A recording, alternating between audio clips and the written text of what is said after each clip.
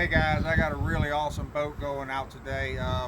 This boat belongs to Eric Cagle, who was the 2020 National Crappie Masters champion. This guy's caught a crappie or two in his day. I've actually had an opportunity to fish with him before on Grenada Lake, had a wonderful trip with him.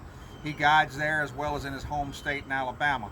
But talk about a guy who knew exactly what he wanted for the type of fishing that he does for crappie, which is straight up live scope on a 16-inch Garmin. So, I mean, this guy's got it down pat. His tournament results speak for that as well, but just letting you know where the ideas for this and how he wanted it set up comes from, and it's straight from him. So this is a 22-footer with a 300R on the back. It runs about 80 miles an hour. That's about where it falls in. This boat will move. He opted to have the normal height side console moved to the middle. Now, what that does for him is it allows comfortable seating for everybody. He usually takes two people fishing at the same time, so everybody has a comfortable seat to sit in instead of a little jump seat or sitting face backwards on the deck. So this seating was his idea for his, not only his tournament fishing with him and a partner, but for him and two people to go fishing on guided trips. Everybody has a comfortable seat. In the middle here, he's got a footrest. He's got a hot foot right here. He's got, if you walk around the back side, let me show you this console. There's a lot going on this console. So this is a Lavorsi shifter.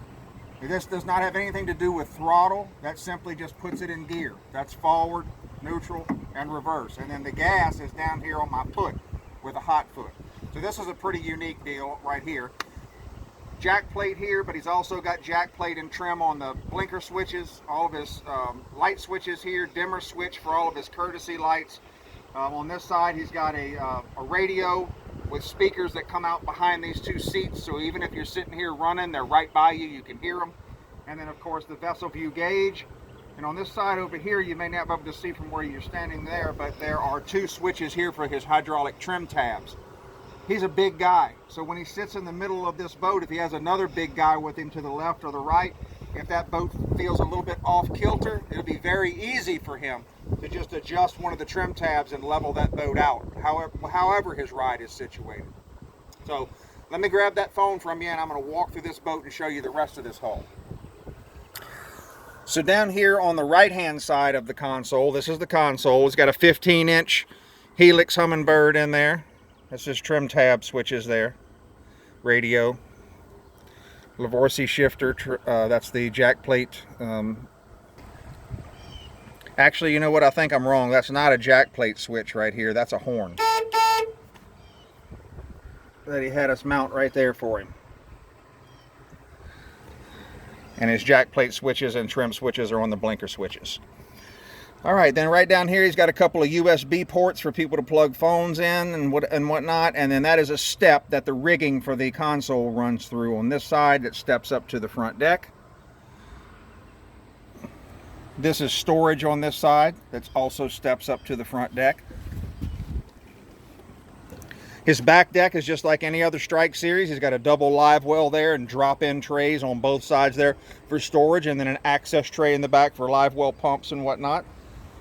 But right here, he did something a little different. A lot of guys you're starting to see are splitting that rod box, and that's not necessarily that different. But what he did right here was put a drink ice chest.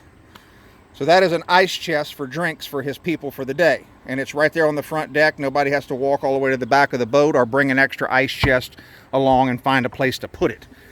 And then in here, he's just got dry storage.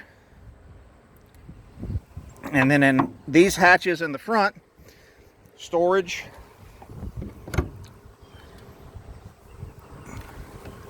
Storage. Storage. And his main live well. So this main live well sits right here on the front deck. What he does is he puts a double chair in here, and you have a fisherman to the right and a fisherman to the left. And then he has these seats behind them that he can place himself and look over their shoulder and coach them on how to cast that jig, how to get it to that fish that they're seeing on the live scope screen. So he didn't want anything going on in this area. He wanted it all flat up here.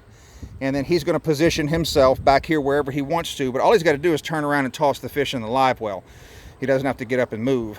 And then of course he's got a rod locker here, and inside his rod locker he opted to get all of the rod holders on both sides, so it can hold 8 rods up on the sides plus a bunch more down in the middle. Courtesy lights, Ultrex trolling motor, recessed foot tray, and look at that low profile console, man, not in the way of anything. He's able to take this gunnel and step all the way to the back of the boat and never step down. Walk all the way around this hull without ever stepping down into the floor. Awesome rig. I can't wait to see him win some tournaments out of it. And I probably will see myself sitting right up there one day with him coaching me on that live scope again. That was a valuable lesson he gave me. Anyway, great boat. Thanks for checking it out.